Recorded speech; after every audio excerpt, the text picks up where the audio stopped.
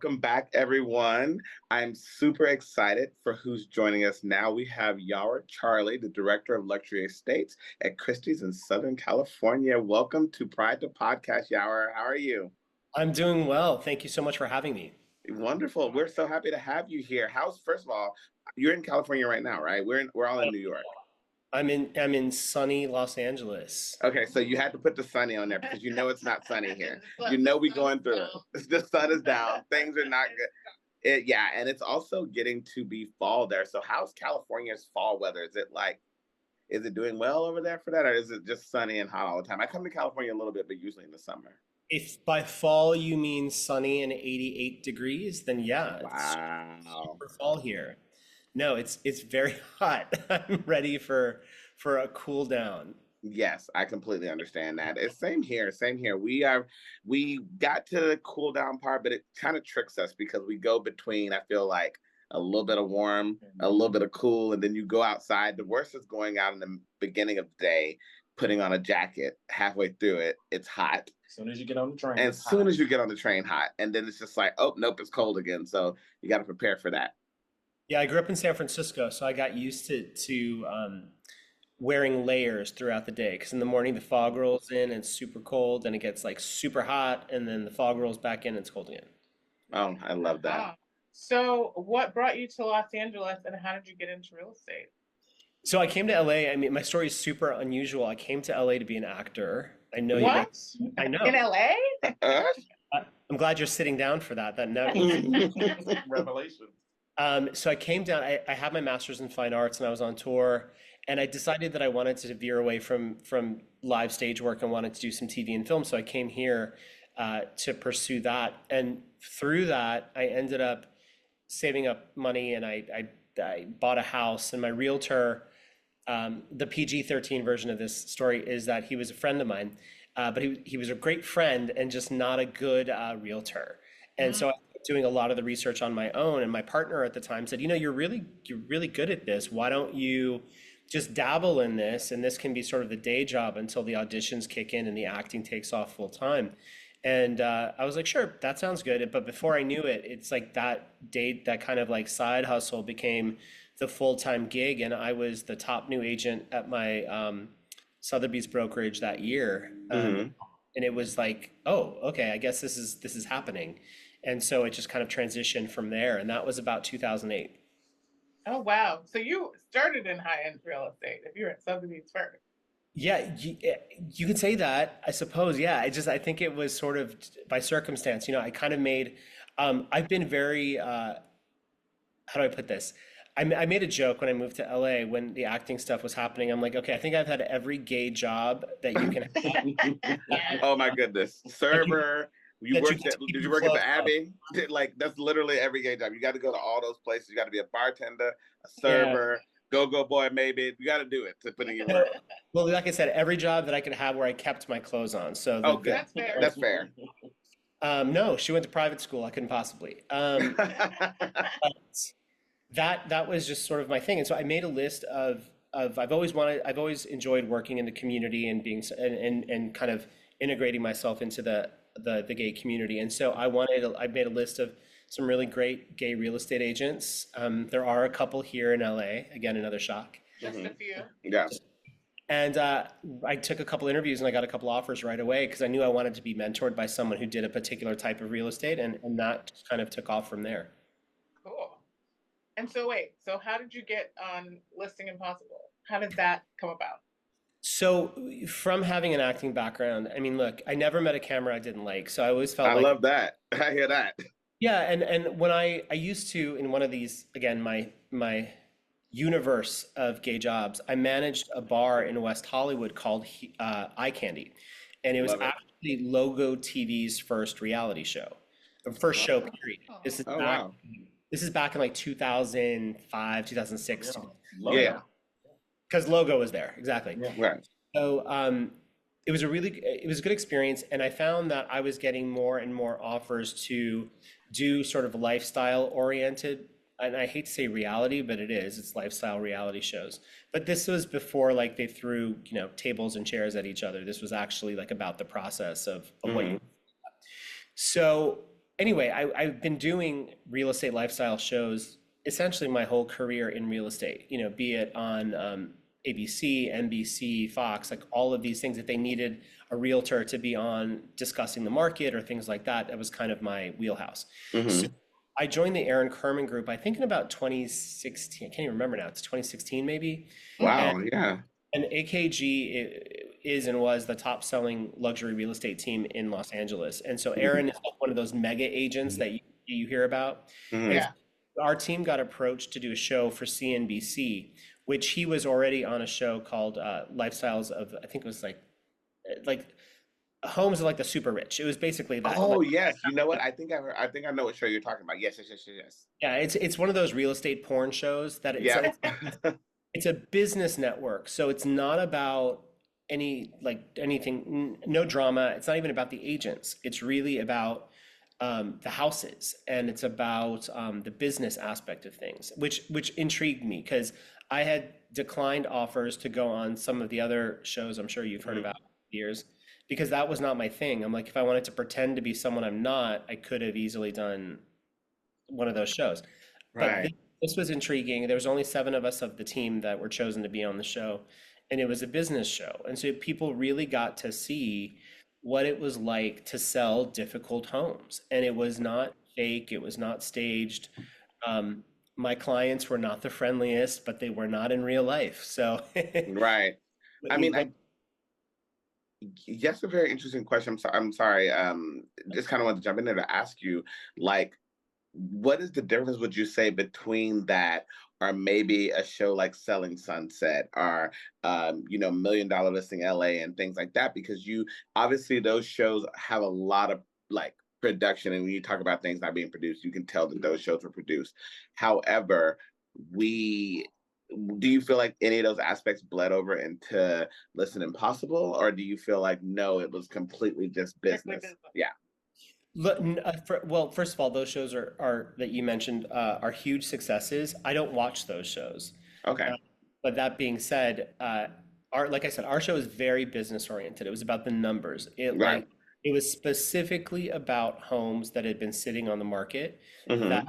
did not sell, hence the Yeah. name. Like we come in, retool, repackage, and then relaunch. Now, look, the reality is that it's for TV, right? So if someone was filming every moment of your day, you're like, okay, maybe 10 minutes of this would be worthwhile putting on TV. Mm-hmm. That being said, they filmed kind of like what was going on at that time for each of us. Mm-hmm. When you do the kind of volume that our team does, there's just by its nature going to be a bit of hijinks. Of course. There was there was production obviously, but what you saw in terms of the actual process, like that was real. Okay. Got it. Interesting. I just think, do you feel like there's when you are doing selling to LGBTQ families and couples, because I've seen a lot of things in the news that LGBTQ families, people of color, they say they have a harder time finding homes or being a part of the real estate world. And I know, obviously with your experience and also being a Pakistani LGBTQ advocate, how do you feel that that has really helped? Do you feel like you made an imprint to help change that narrative in the real estate world? Oh, that's a great question, and I will say I always hope to. That's always the goal. Mm-hmm. My big thing is like representation matters of all kinds. Mm-hmm. Have to be able to see people who look like you succeeding to go, wow, I can do that also, or represent a narrative of something positive from maybe a particular community that gets a lot of stereotypes, right? Mhm. Mm-hmm. So that happened with acting. When I was on stage, it was not a problem. I had like it was pretty colorblind. When I Mm-hmm. moved to LA, you pick the country and I could do the accent. Like literally, it was like Yeah. that. I spoke more varietals of Arabic, Spanish, you name it. Like You could do it. it was yeah, but my agent kept saying the feedback is you're too pretty for a terrorist. Like that's what I kept getting, I which I don't thought know how. Who says terrorists can't be pretty? back in the day. This is back in the day, like after 9/11. So they Mhm. wanted to look like Osama bin Laden, like they had just rolled out of a cave, and that's Right. not my demographic. But that being said, I think in business, it's really important to see minority business people and to be a mentor and an advocate for people. As people of color, we get discriminated against, but you don't even know it. I'll give you a quick example. I had a client, and his last name was Lee, and we were in a high-end neighborhood in Los Angeles that had a lot of Asian families in it. Mm-hmm. And without boring you with all the details, my client rented the house for a period before they bought it. The Mm-hmm. owner got a phone call from a neighbor saying, "Oh my God, there are all these black people at your house. Like, do you Wow. know this?" And then Mm-hmm. the agent called me, and I guess the owner called freaking out because she thought Lee was an Asian Lee. This Mm. Lee was Oh. an African American person whose last name was Lee. And like that doesn't even cross my mind because that's not a world I travel in. Or when you're like in where I grew up, we were the only ethnic minority in that neighborhood. When 9/11 happened, like our lawn got set fire to, the Oh FBI my showed up one God. because they got a tip. So when you're otherized, you're very aware that you don't do that to other people. You're just very aware of it, and you want to represent in a positive way. And LGBTQ folks can get discriminated against again, when it comes to rentals, when it comes to access to housing. Our finances can be a little different because if we're a two-income household, it's like how are the loans put together? So there's a lot Mm. that goes into it, and there's not a ton of advocacy or outreach to the LGBTQ community about like, hey, you know, uh, this home investing is wise for your future. Wealth building is important, retirements, et cetera. Like, so I could go down a litany of lists where minorities and LGBTQ folks need a bit more advocacy because because we don't fit in that, quote unquote normal box of like husband, wife, their loan is easy. Oh, we can see Mm-hmm. neighbors.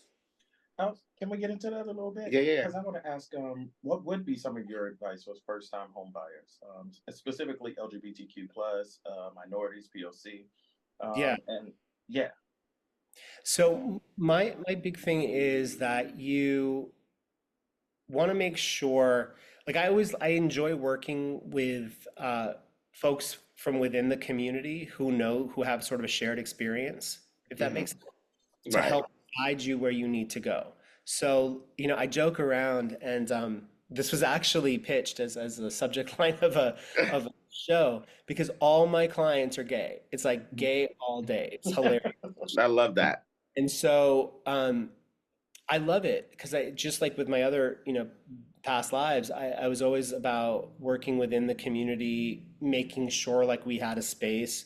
So my advice to first-time homebuyers is work with someone you trust, work with someone you know, work with someone that your friends have worked with. They don't necessarily have to be a gay person, but sometimes, we advocate for each other in an important way, and that goes for minorities too. There's no, not what I'm about to say might be a little controversial, but I find that sometimes, even within the South Asian community, there's a Mm. certain level of comfort working with someone from your community I was gonna who say that, like you speak, and we talked about language earlier. You speak the same language in a way, yeah, and they yeah, get it. yeah. I mean, both literally and figuratively, you Yeah. have similar experience, and it's like people don't get that. I, and I also tend to socially, I travel in a pretty much a white community for the most part, and I'm one of the few minorities in sort of our circle of people, not by design. It's just sort of I don't know how it worked that way, but so I've always found it like I need to represent like I've always wanted to represent properly. I always wanted to educate, Yeah. and that's as simple as like if I get invited to a red carpet or an event or a gala, I always rock the South Asian garb. Yeah. Yeah. Absolutely. Yes, as you should. Yeah, like if you Google me, you'll absolutely see. You're like, oh, he's got really Oh, well, pretty you eyes. know I googled you. You know you know I done did my homework. Yeah, I looked it up. Yeah, everything looks great. I Whole love plaza dedicated in this house to it. South Asian. Yeah. I love that. I so kind of going and switching gears just a little bit. We know that your grandfather is the film legend Nur Muhammad Charlie. So tell us a little bit about that, and did he inspire you to become an actor? And to start off, I want to say I love the fact that he loved Charlie Chaplin so much and he took that on. I think that's so amazing that he felt inspired by him, and so do you feel like you tried to carry on that legacy? Yeah, no, it's I feel again very blessed. Like, growing up, to sort of go back on this topic that we've been talking about, like Hmm. you never want to feel other, you want to just be like everybody else. And so having a name like Yawar was always challenging for me growing up because people Yeah. couldn't pronounce it. So I had to come up with a rhyme so people could get it. Add in the clothing, the food, and you were just, different, I Yeah. suppose. But as I've gotten older, I really appreciate what my grandfather has such a rich legacy, and he really pushed me into like performing and really wanted me to do that.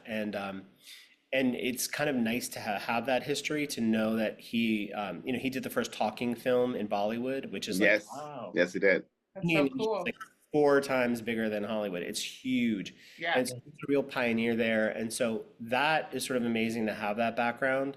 And Hmm. which both my parents were actors as well.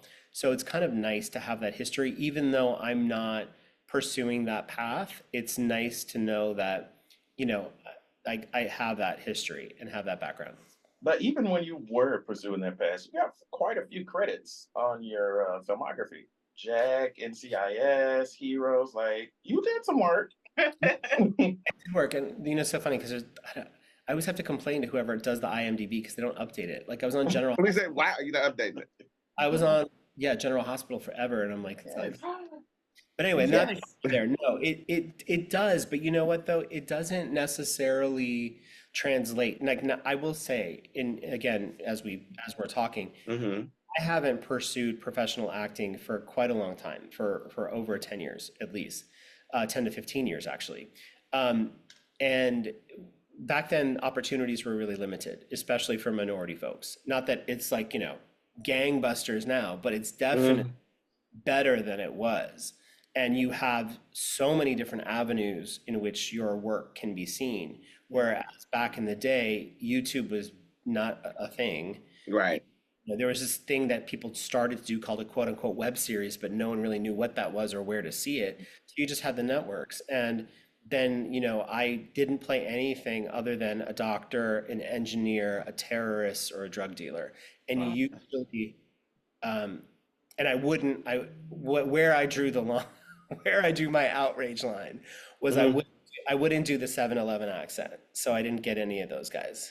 I couldn't. Uh, Oh, good for Good for you. you. I yeah. say right on. Good for you. I see so many actors nowadays because, like you said, the business is changing so much, and there's a lot of actors who say like things that the stereotypes that they want us to play that they said they would never play. They're like, well, shit, I got to get a job now, so I'm gonna have to do it. And I think it comes down to, like you said, like what you feel and your dignity. It's like, do you want to? Is the business that important to you that you would sacrifice, your morals, I guess, for lack of a better word, to do that. And I think that you're seeing a lot of actors now being forced to, and I was just talking about this the other day, like in auditions, I'm starting to get those auditions again, the gang member number two, and things like that. And I'm just like, but that's just really based off the color of my skin because I in person am not a gang member. Like obviously as an actor, you are supposed to become something, but you literally are only saying that based off the color of my skin. And I'm starting to see those come up more. And it's just like, Again. it's hurtful. It's hurtful. Yeah, and I think the biggest takeaway for me on that was that each of those characters, it's up to you as an actor to give them humanity, Right, right. interesting. And I Hmm. think, we can do that with any piece that's sort of well written. There are certain characters that are stereotypes that the reality is they're going to be written into stories, right? Yeah, So they're gonna be there. So yeah, so it's like, well, maybe if I do this, I'll be able to get this credit, which will lead me to X to be able to make better choices, right? right, right. Or So to give that character I just, heart, like you yeah, said. when it came to that, like that guy from The Simpsons accent that ran the convenience store, Who is played by a Absolutely. white man, by the Hank way. Azaria, isn't it? Yeah. Yeah. Mhm. He I stopped playing the role, so I Good. couldn't do it. I couldn't like, but but trust me, I did plenty of other things. For a while, my family was like, do you always have to play like the wife beater or the terrorist or the this or the that? And I'm like, well, until I get something big or until I get something where I can, that has a little diversity to it. I mean, that's what was coming my way. Well, yeah. tough for you? Because you said you did the MFA route, like you'd move out to LA for this, and like you spent For so sure. much time. Like, what was that defining thing where you're like, you know what, I'm gonna move my life gonna into pivot. this? Yeah, I'm a pivot. For me, like if anyone's familiar with stage work, to really be a quote Yep. unquote working actor, in being an actor outside of Los Angeles means uh, and New York means a very different thing. It means that you're in training, you're in class, Right. you're like doing regional theater. So like I was making a living as an actor, but I was touring all over, they call it the I-5 circuit, like up and down Yep. California, like from San Diego to Sacramento. And then I just wanted to like I had friends that it was like I had friends that were moving to LA, and I'm like, oh, I haven't done that yet, and I thought this will be fun. I'll try TV and film. Like I was working solidly as a stage actor Mm-hmm. out here, and I met with my first agent who basically said, I'd be more likely to sign you if you. I'll never forget this. He said, I'm more likely to sign you if you had like a guest star on a CW show, like Buffy or Angel or something. And Oh I'm my like, God, I love it. I'm in the I middle of I rewatching just Buffy. got I off love it so tour. I much. just got off tour with the Royal Shakespeare Company. What are you talking about? I mean, that's And then he was like, could you take off some of this theater stuff? Like, people don't, you're like, Hmm. "Oh, all this stuff here." And I'm like, well, babe, this is what I got. So it required, then I got it. Like, you don't get the business side of things. One of my Hmm. first jobs when I moved to LA, like right after I moved here, I got an introduction to a really wonderful casting director who was looking for an assistant. And I worked in her office for like a year and a half. And it Wow. was amazing because when you're in a fancy school or any school, quite frankly, they don't teach you the business side of the show They business. Exactly. don't. No. It's yeah. I about the went to grad process. school too.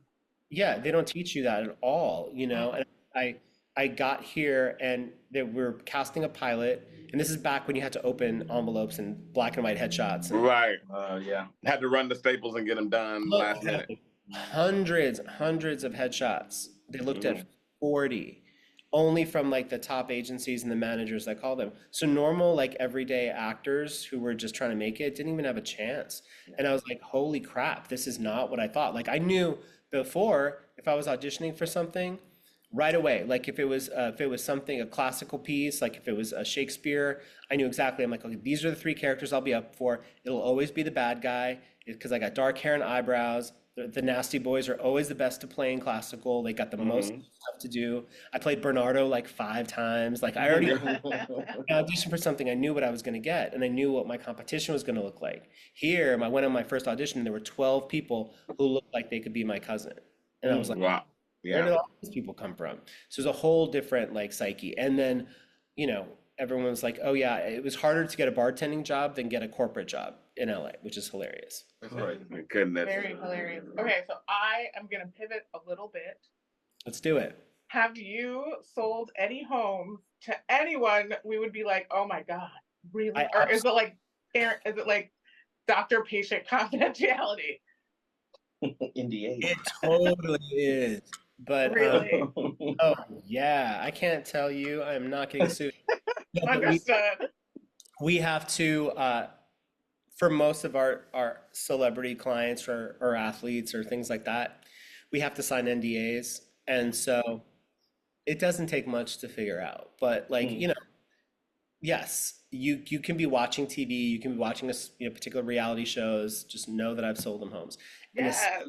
be like if they're like I said, I've like it's very funny. Like my business is very diverse. Like I've worked with um and that's why like from a business standpoint you kind of have to put like some personal stuff aside at times. Like I've Hmm. worked with people from political administrations to going through like Hollywood scandals. It's quite fascinating. And I'm dealing with really one of the most important assets they're ever going to have.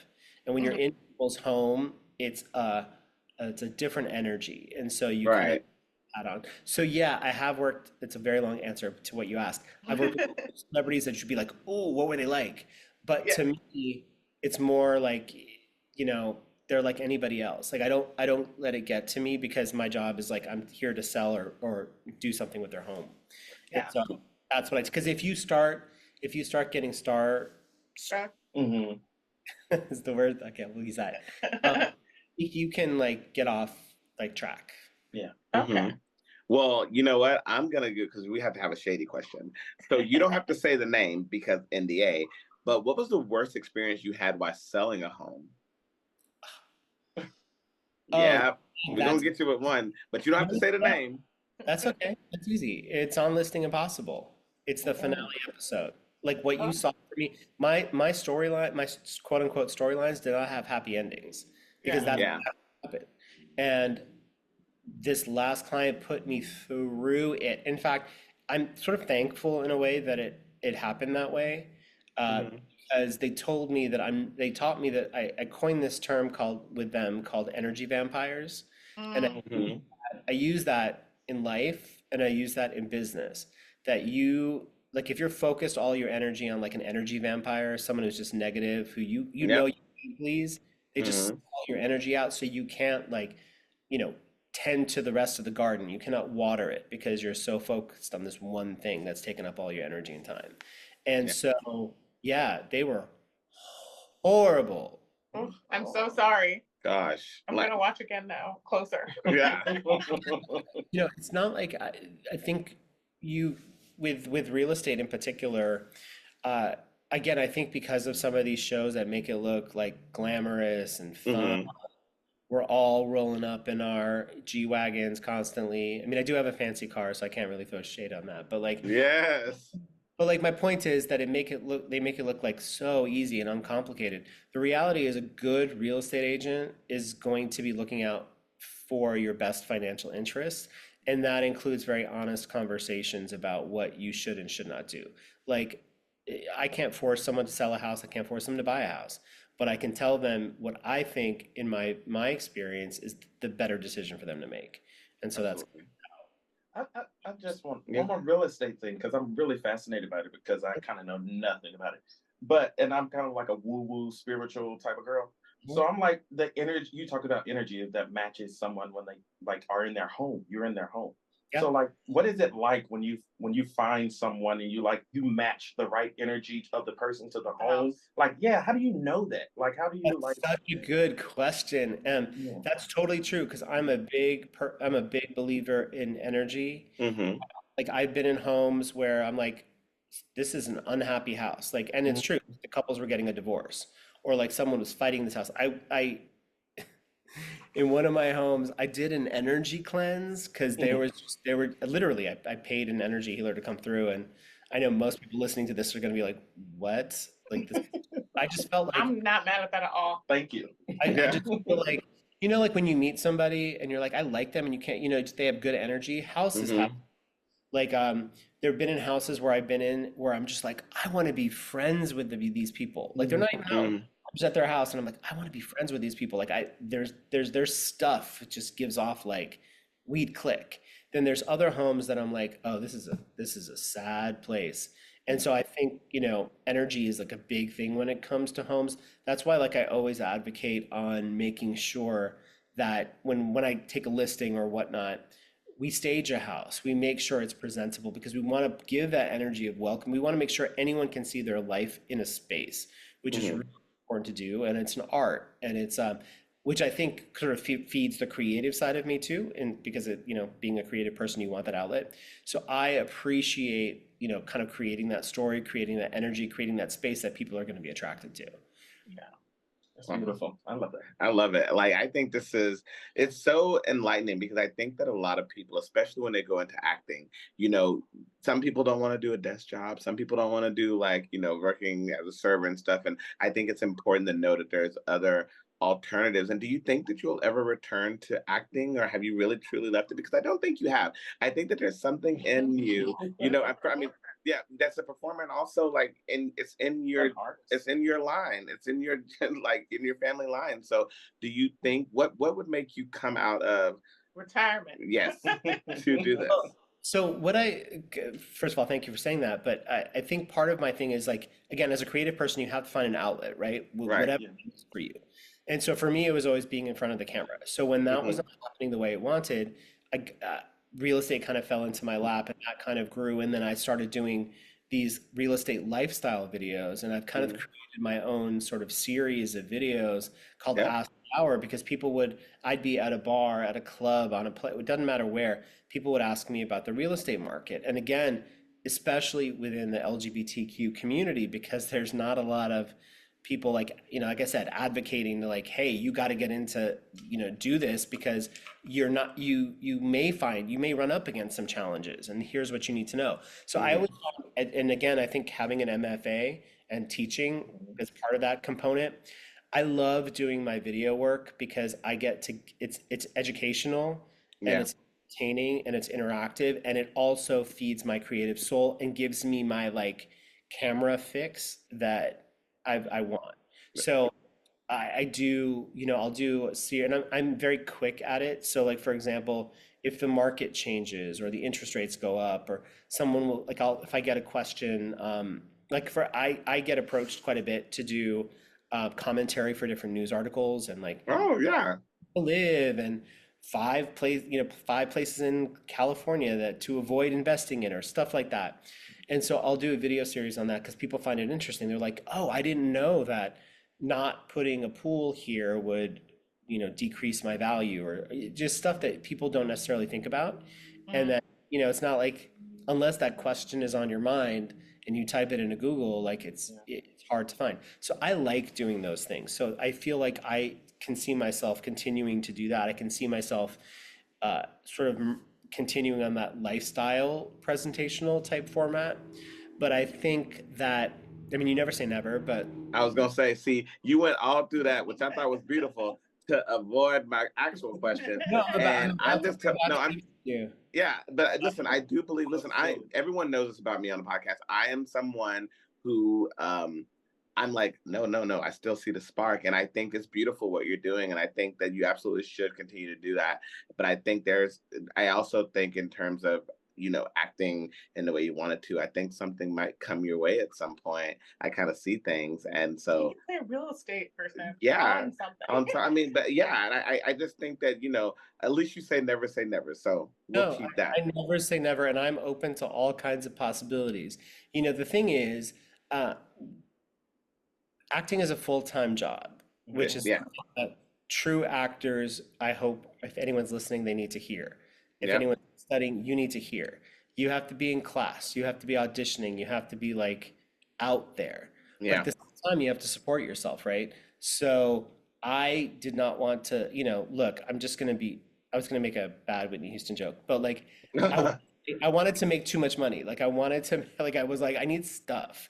I Yeah. want I need things. things.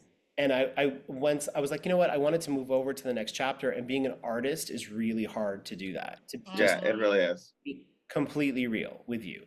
But I never say never. Like sometimes you get in life, you get in a position where you're able to do those passion projects where like if something came along, I would be able to do it. As long as I could continue serving my clients, I'm open to anything. It's my way. That is perfect. Yeah, and I agree with you. I've been blessed myself, like to have a job, that's working from home, and I can do auditions anytime, and I can still do like you can kind of do that. And I think that I know a lot of people in real estate, they are able to make up their own hours and kind of like as long as they're able to service their clients and be there for them. I think that those are the kind of jobs and those are the things that young artists need to hear about because they don't know that. They feel that they have to be resigned to a 9 to 5 service job. You got to show up and do that. And it's like you can still show up for people, but there's a way for you to be able to get what you need to still do your passion projects on the side. So I love that. I definitely think that's the case, but I think as with acting and definitely with real estate, like there's a lot of horrible realtors out there, a lot. Yes, yes. And they give us a bad name, and the laws are ever changing, and the market is ever changing. Like I work all the time. Like Yeah. I don't have like a solid day off. I'll have portions of a day off. Yeah. But because it moves so fast and it really requires your full attention because missing a check mark box can cost someone thousands and thousands of dollars. So you really have to be on your game. At least I feel that way. So that's just the kind of person I am. Too type A to do anything half-ass. And it was the same way with the acting. Like I was in class all the time. I was auditioning. I was like super focused because you have to stay razor sharp because when those opportunities come to you, like to me, your job as an actor was to audition.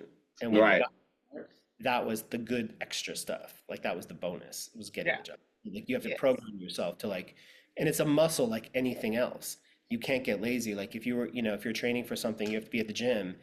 And if you stop going to the gym for several months and suddenly go pick up a 50-pound weight, it's not going to be the same. No. So Yeah, back to don't I know it? Don't I know it? things that skill, business is that skill. You have to be sharp and like focused. I mean, just like for what you guys do, Yeah, you know, present and focused and know what you're doing. Yes. yeah, absolutely. Go ahead. Where did you go to grad school for acting? I went to UC Davis. Okay. Yes. Love I that. got accepted into a bunch of schools, but I wanted to, it's gonna sound so silly. So I grew up in San Francisco. I went to USF. I got into a really good grad school called ACT, which is American Conservatory. I have a bunch of friends who graduated from ACT.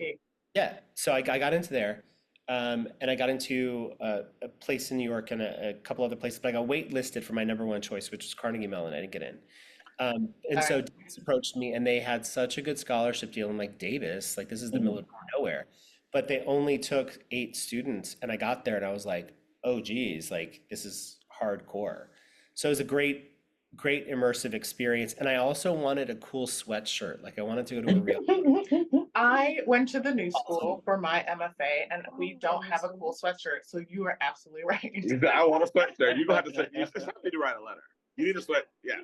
Sweatshirt. Our sweatshirt is not cool. Our Mhm. logo is not cool. I'm an NYU girly, but it's like the sweatshirt still ain't that cool. Like It is my the, favorite the color. purple is beautiful, but Right. the logo is trash. New York was too real for me. I couldn't like. I got cast in a Broadway show that was workshopping for a very long time, and then I got recast, and it was probably the best thing that could have happened to me because I could not deal with that New York weather. Just Oh, I thought you were gonna say the New York Live because New York Live is. it's sorry. What was that? What was the show? Oh, I'm not gonna say. Oh, okay. I'll tell you, it closed. Well, you'll tell us after when we. It does. Right. You can tell us when the camera's off. And again, I was really devastated by it because it was a South Asian course. based. It was called Bombay Dreams. It was on Broadway for like 10 minutes. It came and went. But it was the first opportunity for like South Asian leads. Mhm. Like, I mean, the 3 of you are minorities, so you'll get this, but like, it's so rare to see your people up on stage. Like, Mhm. It's so rare. exciting. And I was like, I was dying because I knew he's probably one of the most famous Bollywood worldwide composers. He won an Academy Award for Slumdog Millionaire, and I sang those songs for like 2 years, and so to get replaced, I was so devastated, which kind of added to my like, I need to find a different profession because I was like, that was like the 4th project that it was like me and one other person, or like I had gotten it and then something changed. But anyway, New York was not meant for me because too cold, too many people on top of each other. We are on top of each We are other. literally on top of each other at all times. We're on top of each other. We're on top of each other. Like, I don't know if you realize how close we're in a studio. How close we are. Like we can reach out and touch. We're all touching right now. Just like, We're all special. yes, it's baby. We do it. We the dream girls. No, I really love that. And going back to a little quick thing that you said about on stage and seeing your people, it's like it's so special to see yourself represented on stage, and then it's almost taken away with all of the media surrounding it. Because sometimes I feel like, especially here lately, people are like, oh, it's just they're using the word DE&I, and they're saying these things like it's negative to have representations of queer people, Black people, Asian people, just POC in general on stage. And I think it's just so it takes away, when they did the Romeo and Juliet recently with an African American lead, female lead, she got so much flack for just being Black, and I didn't even mean to rhyme with that, but I mean, she got so much. That was in the UK. Yeah, and that was in the UK, and I'm just like, so we can't believe they. And I think that people got so used to taking it back to the start of the conversation of us playing gang member number 2, the waiter, the person off to the side, that when they see a servant, when they see us in these lead positions, now it's like, oh, they can't. I feel like the public can't take it in a way. Yeah, I mean, I totally hear what you're saying. I mean, I guess from how I grew up and professionally how I was trained, Mhm. that was never part of the equation, to be honest. Yeah. So I didn't really see that as much, like in Yeah. terms of someone going, oh, we need a black person to fill this role. No, because I did a lot of classical stuff, so that was not even like a thing. Mhm. The only time you knew that a black person was going to be the lead was when you did Othello. Like Okay. Mhm. that was Or pretty. Titus. Yeah. Oh yeah, Okay. like otherwise, colorblind casting is a thing. Well, Like it was. that's what it's supposed to be, colorblind casting. I guess I'm speaking more from the people who are viewing the media, like with Romeo and Juliet. To me, that's colorblind. It could have been anybody, Anybody. but And they've done unfortunately, colorblind. and they have, but unfortunately, it seems like this time that people were so taken aback, and I think that it has a lot to do with the political energy that we're seeing now and the world, and because people are like they can't take seeing all of a sudden people of color in lead roles. I was like, but it's always been colorblind. We all went to school and played, colorblind interracial relationships. Like that's always been a thing. And I feel like now it's like A problem. they don't want to see it. That's I- really. It's interesting that you say that. I have a question. Do you Sure. feel like your advocacy for being a Pakistani American, for being LGBTQ came from your acting background? Like, do you feel like the advocacy came from, Yeah, not seeing yourself on stage and well, I think my big frustration was like it was less so about stage work. I think that's what attracted me to it, Mm-hmm. about TV and film. Like Mhm. you never I never understood how a show like Friends could exist. That first of all, A, they could afford that apartment in New York, but B, the lies. The lies. how can you have 6 friends and not one of them be a person of color? Like how you live in New York, not even a gay person. How is that even like physically Felt possible? the same way about Sex in the City. Not even the auxiliary friends. Like, Yeah, like you know. it was just very interesting about that. So I see it. I saw at least growing up and how I was trained less on stage. Yeah. Yes, me too. I think for me though, when you are a minority in a neighborhood or an area or in a profession where there aren't a ton, you're Mhm. always expected to be an example of like information, education, and an example. Don't I know it? So I always found myself in that position, so I didn't know anything different. And so it was like, okay, this is what's happening in my educational life. This is what's happening in my professional life. And it just sort of was one foot in front of the other. And then I think when I might be skipping ahead, and I don't know if you're even going to ask about this, but like getting married on the Grammy Awards and doing that Yes. Yeah. wearing traditional clothing was such a huge step. I know this is gonna sound silly, but was such like there was never a question when Jason, my husband, and I were like, "What are you gonna wear?" He was like, "Well, you're wearing Pakistani clothes, right?" Like it wasn't even Yeah. or a tuxedo. We're the same size. We both had great Tom Ford tuxedos. I was like, "I'm not wearing this. Like I'm gonna wear like," and he's like, "Should we ask?" And I was like, "No." No, we're Like, not asking anything. We're putting these clothes on to get the. why would I ask somebody if it's okay for me to wear What you want to your wedding? right, or just like that, like my people's clothing, like this Yeah. is, So I just, to me, that's never been a question of not being an advocate. I feel like when you're kind of growing up, when you're kind of put in those positions naturally, that's you just do that for better or for worse. And so I've just found myself always being that advocate of making sure, like even with the election, and again, not to, I don't know if you even want to go political, but like, No, now Okay. this is a political podcast. We talk a lot. That, but we talk politics.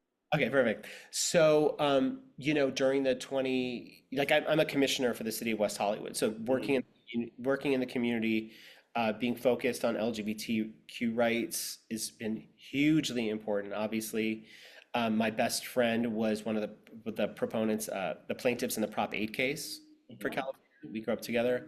So I joke like they went to the Supreme Court, got it overturned, and I got to get married on the Grammys and go to the party like that. Yeah. So I That's joke amazing. like Beyonce, and I'm like Solange. Like I just got to go. so But like it was a really wonderful experience. I find like that needs to be done, and I think you can do it in subtle ways by just representing about who you are. Because I think when let's just use Trump in particular. Like I think because that was such an anomaly when he came on the scene, and living Yeah. Yeah, living in California, I thought it was a joke. Like you thought, Oh, like this is never going to happen. But my husband is from Pennsylvania, and Hmm. Mm. at that time, I was only going like once a year for the holidays or maybe twice. But we were there in the fall of 2016, Hmm. like maybe September-ish. And Hmm. driving from our house in Harrisburg, which is the capital, to his Hmm. house in the country, and I saw my first Trump Pence sign, and I had never seen one before. And I'm like, what's that? And then I saw them all over the place, and I was like, oh crap, like is Oh, it's a thing. Yeah. can't possibly be. And most of his family are Republicans, like, and they vote not on social issues, but they're fiscal conservatives, really. It's mhm, about taxes, it's about, that's really what it's about. It's not really about more than that. They just want the government like out of their money. beeswax Yeah. and their money, yes. And so our thing was having gotten marriage equality not too long before, I was like, this is not a right that I'm looking to give up, right? Right. Mm, And so we would tell people during the election because people didn't like Hillary Clinton there. They just they felt did like not. she was a bitch. We're not like into her. She's fake. Blah blah blah. Not considering what the alternative was going to be, because I mean, we didn't really know. We just thought, okay, he's a bomb thrower. How bad could it be? He'll shake things up, and then obviously, we know what happened. Right. But I think what we did was like I posted a little bit about it, or we would tell people like, look, we understand like everyone has different totem pole issues when it comes to politics and what they're going to vote for and how they vote. But I would say that if you're sort of here's a photo of us. Hmm. It's at our wedding. If you want us to have the same rights, we would appreciate you thinking about us when you make your decision on who to vote Mm, for. mhm, Because there's one party that's like, no, we're gonna let everyone keep equal rights, and there's another party who, in their platform, literally says they want to roll this protection right. back. Yeah. Yeah. They literally took, as soon as he got in office, I remember they deleted the LGBTQ portion off the White House website. Like And there the was first thing they did. no more Pride functions at the White House during Mhm, Pride Month. There was no Pride Yep. Month there. Yeah. But literally it was we wanted to communicate in a thoughtful, non-threatening way. Because Hmm. people don't understand. They're like, what do you mean they're going to take away your rights? No one's going to take away your rights. How could they possibly do that? But we wanted to say, we've only had them for 4 years at that point or whatever it was. Yeah. And as quickly in quotes as it came, it can be gone. Yep. Right. So we actually got some of his family members to change their vote Oh, because That's wow. amazing. we thought about it. We said, we can't imagine you and Jason not being able to marry. We can't, like, I think when people see people that they can relate and connect with as their neighbor, as their family member, and Hmm. they look at them just that way, and they go, of course you should have the same thing. Why wouldn't you? And I think when you can relate to people on that level and present yourself like that, which I feel very fortunate that I'm able to do that, uh, Hmm. I think that can sway people. That kind of gives people something to Yeah. think about, and That, that's advocacy, I think. I think that's beautiful Agreed. and that's Can, hopeful. can I ask the question that I've been wanting to ask that you talked about a little bit? How did the Grammys wedding come about? Oh my God. So this is okay. This is very LA, what I'm about to tell you. I Yay! I'm love it. Yeah. So as only happens in LA, there's a particular real estate blog that ranks the hottest brokers. And now when they say hottest, they're not talking about sales. They mean literally like physically hot. And Hmm. so one of my clients is like, I voted for you today. I'm like, for what? He said, They're "What like, are oh, you talking about?" some real estate blog is having like the hottest realtor of the year. And I'm like, what do you mean? So I looked and I'm like, oh my God, no, this is just like, like whatever. They're voting for people who are attractive, who happen to sell real estate. Anyway, because of that, and because of me getting on this thing, and didn't make a bit of difference, they used a headshot of me that was like, 10 years From your old. acting days. They're from acting. And so because of that, it was so funny. Like we started getting phone calls to do random reality shows, and I kept saying no because I'm like, no, I'm not interested in doing these things. And then a friend of mine, we had my husband Jason and I had just sent out our save the dates, and a friend of mine is a producer and a casting director, and in fact he does RuPaul's Drag Race. Ooh. They were casting the Mhm. moment for the Grammys, uh, where they had this idea for a same-sex wedding, and so our friend called us and is like, "Hey, I have an opportunity for you. Would you want to get married on the Grammy Awards?" And Mm. I said no, and he's like, "You've lost your mind." And I said, "Look, I'm not interested," because we kept getting like, random Bravo shows or like Mhm. random like crazy things, and I was like, no, because I understand it. I get it. Like Hmm. an interracial couple, we check off all the boxes. We're very like Hmm. threatening, like two like Andy wanted you, I understand. Yeah. yeah, right. So like it was just a thing, and so we kept saying no to stuff because I was like, I don't need drama to mess up life, and I was like, absolutely not for this wedding. And then we talked about it, and we thought, well, look, it's the Grammys. It'll be serious. It'll be thoughtful. I'm such a huge music fan. I already had an idea because I knew Macklemore and Ryan Lewis were nominated for No, Same Love, yes. that anthem. And so we said yes. And so it was just a thing. It kind of like forgot about it. And then they're like, it was coming up, and we had to legally get our wedding license because we were going to get married. And so, but they wouldn't tell us any details. They wouldn't share anything. So I emailed the producer like a week before, or a few days before, because I'm like, we're about to get married in like 5 days, and we can't tell friends and family to watch the show because they don't want anyone to know anything, but we don't even know what's happening. And Right. Hmm. I'm like, I'm not doing it. So I emailed the producer and I was like, listen, either you tell us more or we're not going to do it. And he's like calling you now. So he calls me and said, look, you cannot put any of this on social media because obviously we had to sign an NDA. And I was like, I'm not looking to put anything on social media. I just would like to know what's happening. And so he said, okay, here's the deal. You're going to come out in Macklemore and Ryan Lewis's song, Same Love. Queen Latifah is going to marry you. And then Madonna is going to come out and sing Open Your Heart. And I was Um, like, and it's on speaker, right? I'm in the office with Jason. And I was like, all right, that's all I needed to know. Yeah. Jason's like, are you okay? Because he knows what a huge Madonna fan I am. I'm like, I think so. I think so. You So blacked out for a second. Yeah. it didn't even compute until we got to the Staples Center and they're setting everything up. And you're like, oh, there's Madonna 5 feet away from me, like chilling, like with the band and just hanging out. And we're in a stadium of 17,000 people and there's only maybe 100 people there. And there's Metallica and this classical pianist on stage and the piano's on fire. I'm like, oh my God, this is a real thing. Like this is actually happening. Holy shit. So we did the run through like 5 times, and I'm so happy we did that because again, I got to see Madonna and Queen Latifah and all these people do their thing. Because when it happened, I have like Rihanna to the right of me crying. I was shaking like Paul McCartney's hand. I'm like, holy shit, this is insane. Oh my God. That sounds like.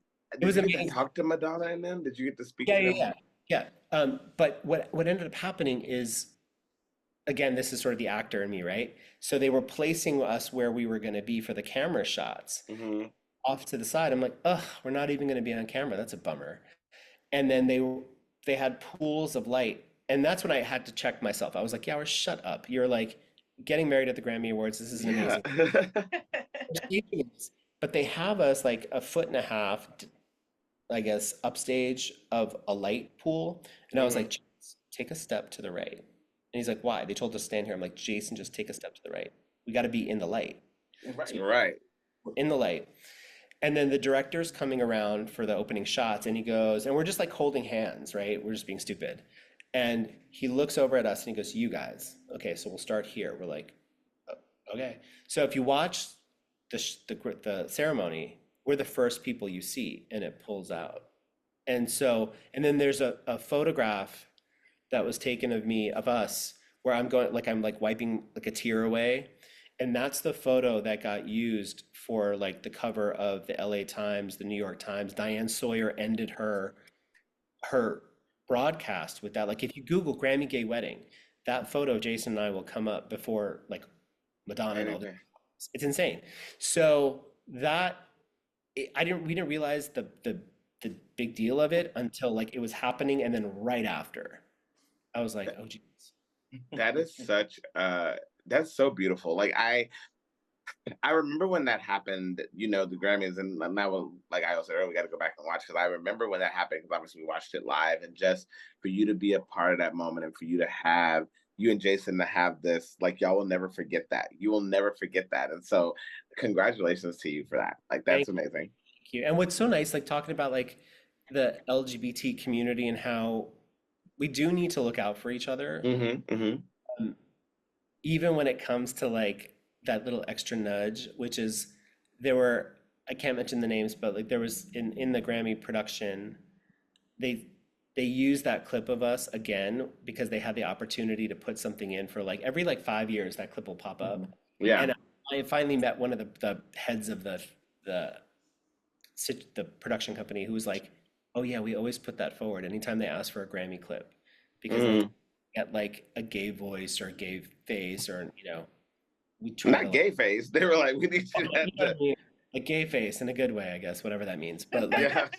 it's just nice to have they mean well by what they're trying to say. Yeah. Right. They, you know, they always do mean well. It's always interesting when you have people who may not be a part of the community, but they want to showcase the community and what and how they say it. They mean well, but sometimes you're like, no, no, no, no, no, no. Let me correct you. Yeah, yeah. But yeah, this was a really good conversation, and thank you for coming on. And I want to invite you back to do an entire podcast episode with us so we can do hot topics because you know we get into some things and we We would like love to gossip. I love to gossip about hot topics, but we talk about everything, and it's my favorite thing. So please come back, but let everyone know where they can find you on social media, and also tell everyone what Pride means to you. Sure. So, first of all, again, thank you for having me on. This was great. And I think there need to be more segments and areas for people to hear about Yeah, LGBTQ business opportunities, yeah, how to start wealth and how to build wealth, because that is not something that is preached to us on a regular basis. We'll absolutely, get face cream, we won't get retirement accounts. And I think correct. it's important that we get that education. So thank you guys for doing that. You can find me on Instagram at Yawar, Yawar Charlie, Charlie, or on my website, yawarcharlie.com. Um, and yeah, being prideful to me is being your authentic self, representing yourself, your community, your people well. And I think if you can do that, that is a sense of pride. That was very beautiful. That was Thank you beautiful. so much for joining us, and we look forward to having you back soon. Guys, thank you so much. I really appreciate it. This was fun.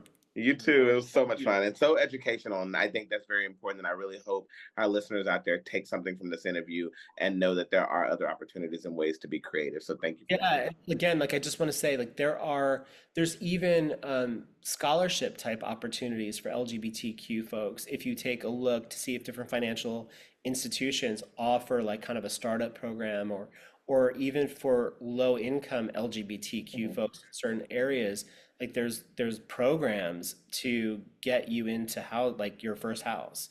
But you have Wow. to look, and it's important to have advocates. Like I said, it's about doing research because they don't advertise it. You have Yep. to look, but it's out there. Okay, perfect. We'll definitely Thank put you. that information out when we put this episode out. We'll definitely have that information so people can see and know like that there are resources out there. So thank you for that. All right, guys, thank you so much for your time. Thank you. You Thank you. too. Talk soon. Bye.